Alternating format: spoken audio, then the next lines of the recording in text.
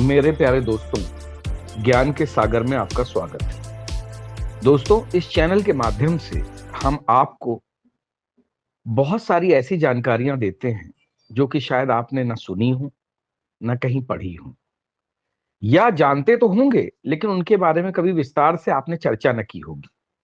तो चलिए दोस्तों, आज हम आपको ज्योतिष शास्त्र की एक बहुत बड़ी विद्या के बारे में बताते हैं। जी हाँ, आज हम कुंडली के ऊपर चर्चा करने वाले हैं। दोस्तों, जैसा कि आप जानते हैं कि ज्योतिष शास्त्र में कुंडली का एक बहुत बड़ा महत्व है। ज्यादातर हिंदू घरों में बालक के पैदा होने के बाद किसी भी योग्य ज्योतिषी से कुंडली बनवाई जाती है और कुंडली में जन्म से लेकर मृत्यु तक की सारी बातें उसमें अंकित रहती हैं, क्योंकि कुंडली में 12 भाव होते हैं। उन 12 भावों में ही मनुष्य का भविष्य, भूत, ये सब छुपा हुआ होता है और वर्तमान में क्या दशा चल रही है ये भी कुंडली बताती है। तो चलिए आपको मैं बताता हूं कि कुंडली में कौन सा भाव किस लिए प्रयोग किया जाता है और उसका क्या महत्व है। देखिए, मनुष्य के लिए संसार में सबसे पहली घटना उसका जन्म है। यानी इस पृथ्वी पर जब वो आया है तो वही उसका सबसे पहला भाव है, पहली घटना है। इसलिए प्रथम भाव जन्म का भाव कहलाता है। जन्म लेने पर जो वस्तुएं मनुष्य को प्राप्त होती हैं, उन सब वस्तुओं का विचार अथवा संबंध प्रथम भाव से होता है, जैसे रंग, रूप, कद काठी, जाति, जन्म स्थान तथा जन्म समय की बातें। तो प्रथम भाव मनुष्य के लिए जन्म का होता है। ईश्वर का विधान है कि मनुष्य जन्म पाकर मोक्ष तक पहुंचे। यानी कि हमारे हिंदू संस्कारों में कहा जाता है कि हर व्यक्ति को मोक्ष प्राप्त करने की चेष्टा करनी चाहिए, अर्थात प्रथम भाव से द्वादश भाव तक पहुंचे। यानी पहले भाव से 12वें भाव तक पहुंचने की जो यात्रा होती है वो मोक्ष तक की यात्रा कही जाती है। जीवन से मरण यात्रा तक जिन वस्तुओं आदि की आवश्यकता मनुष्य को पड़ती है वह द्वितीय भाव से एकादश भाव तक के स्थानों में दर्शाई जाती है। मनुष्य को शरीर तो प्राप्त हो गया प्रथम भाव में, किंतु शरीर को स्वस्थ रखने के लिए ऊर्जा, दूध, रोटी, खाद्य पदार्थों की आवश्यकता होती है, अन्यथा ये शरीर नहीं चलने वाला। इसलिए खाद्य पदार्थ, धन, कुटुंब आदि का संबंध जो होता है वो द्वितीय भाव में दिखाया जाता है। द्वितीय भाव इन चीजों को दर्शाता है। धन अथवा अन्य आवश्यकता की वस्तुएं बिना श्रम के प्राप्त नहीं हो सकती और बिना परिश्रम के धन टिक नहीं सकता। धन, वस्तुएं आदि रखने के लिए बल आदि की जो आवश्यकता होती है उसे तृतीय भाव में दिखाया जाता है। यानी कि तृतीय स्थान का जो संबंध है वो बल, परिश्रम व बाहु से होता है। शरीर, परिश्रम, धन आदि तभी सार्थक होंगे जब काम करने की भावना होगी, रुचि होगी, अन्यथा सब व्यर्थ है। अतः कामनाओं, भावनाओं का स्थान जो है वो चतुर्थ भाव है। चतुर्थ स्थान मन का विकास भी जो है दर्शाता है। मनुष्य के पास शरीर, धन, परिश्रम, शक्ति, इच्छा सभी हो, किंतु कार्य करने की तकनीकी जानकारी का अभाव हो, अर्थात विचार शक्ति का अभाव हो अथवा कर्म विधि का ज्ञान ना हो तो जीवनचर्या आगे चलना मुश्किल है। इसलिए पंचम भाव को विचार शक्ति के मन के अंतर मन में जगह दिया जाना विकास क्रम के अनुसार ही है। यानी कि आप ये समझिए, जो पंचम भाव होता है वो मनुष्य के कर्म को दिखाता है और मनुष्य किस प्रकार के कर्म करेगा ये पंचम भाव बताता है। अब आगे समझिए, यदि मनुष्य अड़चनों, विरोधी शक्तियों, मुश्किलों आदि से लड़ ना पाए तो जीवन उसका निखरता नहीं है, जीवन सिमट कर रह जाता है। अतः जो षष्ठम भाव होता है वो शत्रु, विरोध, कठिनाइयों आदि के लिए देखा जाता है। षष्ठम भाव में आपको ये सारी चीजें पता चलती हैं कि कितने आपके शत्रु हैं, कितना कौन आपका विरोध करेगा, क्या कठिनाइयां जीवन में आएंगी, वो छठे भाव में दिखता है।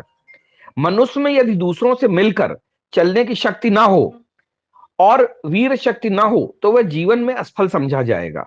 अतः मिलकर चलने की आदत आवश्यक है और इसके लिए भागीदार, जीवन साथी की आवश्यकता होती है।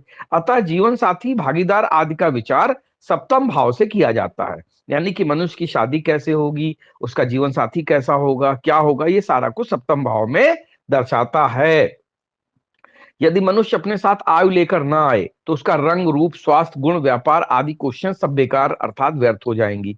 अतः अष्टम भाव को आयु का भाव माना जाता है, यानी कि कौन व्यक्ति कितना जिएगा, उसके जीवन में क्या क्या परेशानियां आएंगी और किस तरीके से वो अपना जीवन गुजारेगा, ये अष्टम भाव में पता चलता है। नवम स्थान, 9 अंक, जैसा कि आप सभी जानते हैं, उसको धर्म और भाग का स्थान माना जाता है। धर्म कर्म अच्छे हैं तो मनुष्य के भाग में हमेशा उन्नति होगी, इसलिए धर्म और भाग का जो स्थान होता है उसको नवम भाग जो है माना जाता है। नवा जो घर होता है वो धर्म और भाग्य का स्थान माना जाता है। 10वें स्थान यानी या 10वें घर को कर्म का स्थान दिया गया है। अतः जो जैसा कर्म करेगा या जो पहले जो उसने कर्म किया है उसी के अनुसार उसको इस जन्म में फल मिलेगा। तो एक कर्म का जो भाव होता है वो 10वां स्थान होता है। 11वां जो स्थान होता है वो आपके मतलब जो प्राप्ति का स्थान कहा जाता है, यानी कि आपको क्या मिलेगा। हमने जैसे धर्म कर्म किए हैं उसी के अनुसार हमें चीजें मिलेंगी, अर्थात अर्थ लाभ होगा या जो भी धन का लाभ है या और भी जो लाभ होने हैं वो 11वें स्थान में पता चलते हैं। 12वें स्थान को मोक्ष का स्थान माना गया है। अतः संसार में आने और जन्म लेने के उद्देश्य को हमारी जन्म कुंडली जो दिखाती है वो 12वें स्थान में मोक्ष का स्थान दिखाती है कि मनुष्य अपने जीवन में उसकी सदगति होगी या दुर्गति होगी या किस प्रकार की गति वो प्राप्त करेगा, ये 12वें स्थान से पता चलता है। तो दोस्तों, अगर आप देखें एक वैज्ञानिक आधार से, जैसे लोग कहते हैं कि कुंडली वगैरह कुछ नहीं होती, ये सब ढकोसला है, तो आप समझिए कि किस तरह से मनुष्य के जन्म जन्म से लेकर और मनुष्य के मोक्ष प्राप्त करने के दौरान जो जीवन की यात्रा होती है, उन पूरे संपूर्ण जीवन की यात्रा और उससे जुड़े जुड़े हुए जो हमारे तथ्य होते हैं, जो कर्म होते हैं, जो विचार होते हैं, उन सभी को कुंडली के 12 भागों में बिल्कुल एडजस्ट किया गया है। और यही हमारे सनातन धर्म की एक बहुत बड़ी खूबसूरती है, बहुत बड़ी व्याख्या है। और आज भी कुंडली को लोग बहुत ही अच्छी तरीके से विचारते हैं, विचरवाते हैं और उसमें कही हुई बातें ज्यादातर सत्य निकलती हैं। और सत्य ये भी है कि भगवान राम की भी जो कुंडली और जो जन्म का स्थान जो हमारे ग्रंथों में, चाहे रामचरितमानस हो चाहे रामायण में दिया हुआ है, वो भी जो है नासा ने अपने सैटेलाइट से और अपने जो है गणनीय जो गणना से निकाला है, वो भी बिल्कुल सच निकला है। तो आप समझ सकते हैं कि हमारा ज्योतिष विज्ञान कितना समर्थ रहा होगा।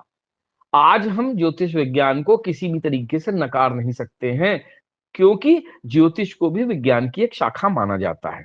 और कुंडली एक ज्योतिष का सबसे बड़ा एक टूल है, सबसे बड़ी एक स्थान रखता है। अतः कुंडली के जो 12 भाग होते हैं, वो जो 12 खाने होते हैं या 12 जो जिनको आप कह सकते हैं कि भाव होते हैं, वो सारे मनुष्य के लेके जन्म से लेके मृत्यु तक की पूरी जीवन यात्रा को दर्शाते हैं।